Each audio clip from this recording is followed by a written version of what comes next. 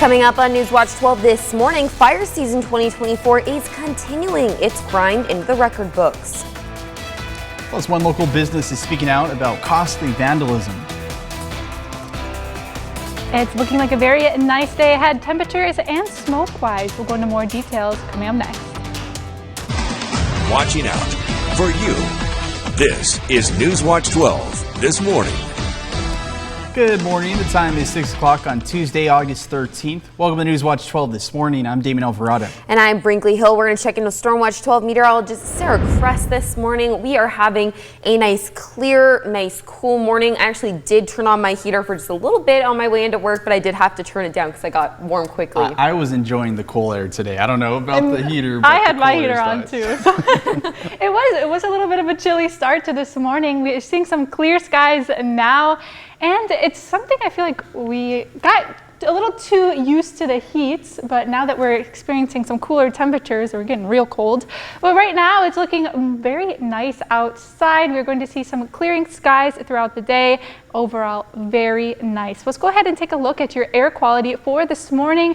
It's also looking great as we start our day. We are seeing some moderate air quality into the Klamath Basin and over into Lake County. So we're going to be seeing that trend throughout the day with some settling smoke, but most of it is going to be making its way out by the afternoon hours. But your highs for today, it is going to be rather comfortable into the mid 80s. As we head over into Klamath Falls, we could be seeing highs only in the 70s, and along the coast you're seeing your highs in the mid 60s for today. But besides these nice temperatures, we do have the potential for some thunderstorms heading into later this week. We'll go into some more detail about what to expect for the week ahead coming up next. Now, despite all the clean air we have right now, we have had an active start to fire season this year, and we aren't the only area in the state feeling that way. Yeah, Oregon's fire season is continuing to break records as it gets longer every year. Now, the Oregon Department of Forestry told NewsWatch 12 that August is the peak of fire season, and this year fire crews are exhausted. More than 1 million acres have been burned across the state this summer. NewsWatch 12's Samantha Cadera looked into this report that shares how firefighters are working to keep Oregonians safe as the season is getting longer. The Salt Creek fire that you're seeing on your screen right now ignited on July 7th and is considered early in the Southern Oregon fire season. The Salt Creek fire burned over 4,000 acres and was put out after 2 weeks. Our extended fire season has led to multiple other active wildfires in the state. We're at 1.35 million acres. That sets a record for any given fire season in Oregon history. For a visual, that is 1 million football fields. That's the acreage that we've lost this year. So Douglas County getting hit very hard, the southeast and east part of the county. A lot of smoke there. Oregon is currently battling 32 large fires with over 9,000 firefighting personnel. To put that into perspective for you, half of Oregon's forests are on fire. And you're taking a look at one of our more recent Southern Oregon fires, the Dixon Fire. This year's fire season has covered more acres than ever before. We still have August and September that tend to see the peak of fire season.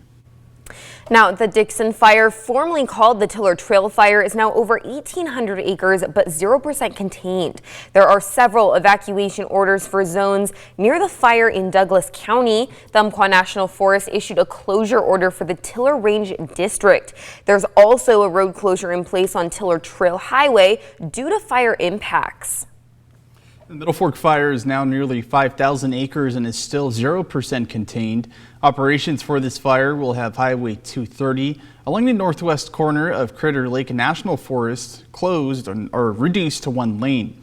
The north entrance road to Crater Lake National Park is closed starting today as firefighters prepare control lines. This is expected to be closed for a week. The Douglas County Sheriff's Office working with Dixon fire managers, and they decided to reduce evacuation warnings in some areas near the Diamond Complex. Now, all homes in the Slide Creek area downstream to the Soda Springs area have been reduced to level 1 Be Ready evacuation notices. And although the evacuation level has been reduced, there are still significant forest and campground closures to be aware of. The Lake County Sheriff's Office issued evacuation orders for the Harts Mountain area. Additional evacuations are not expected. The fire continues to burn in Lake County at nearly 59,000 acres.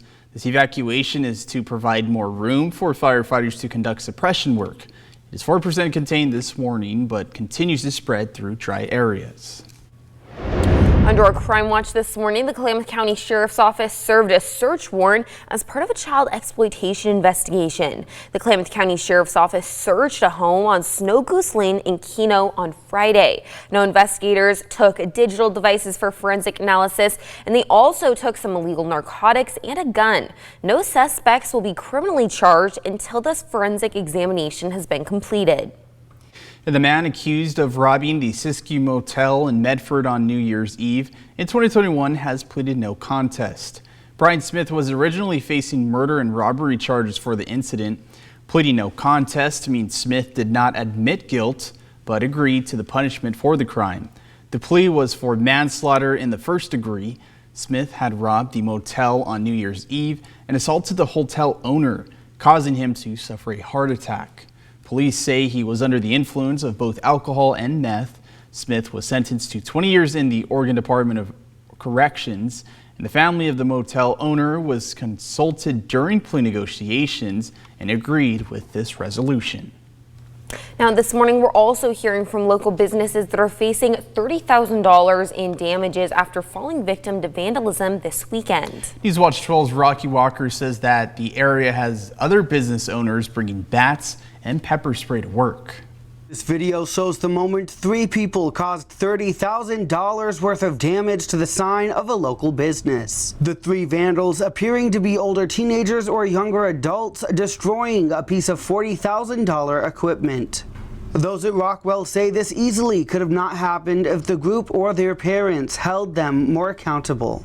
I would say it all boils down to accountability of self, accountability of others around you, and then accountability in parenting as well. Rockwell says the neighborhood is otherwise quiet. But neighbors on the street say otherwise. Probably about 3 months ago, we had our sign kicked out. We've had people stay here, leave their garbage, trash, use the facility as a bathroom. Our air conditioning unit sits behind a fence, and we've had holes poked in the hoses that hold the Freon, and the people are huffing it. This has brought neighbors to get camera systems and look at installing barbed wire. So people can't get back there and steal my Freon. So neighbors on the street were not surprised when Rockwell reported that they faced such a vandalism.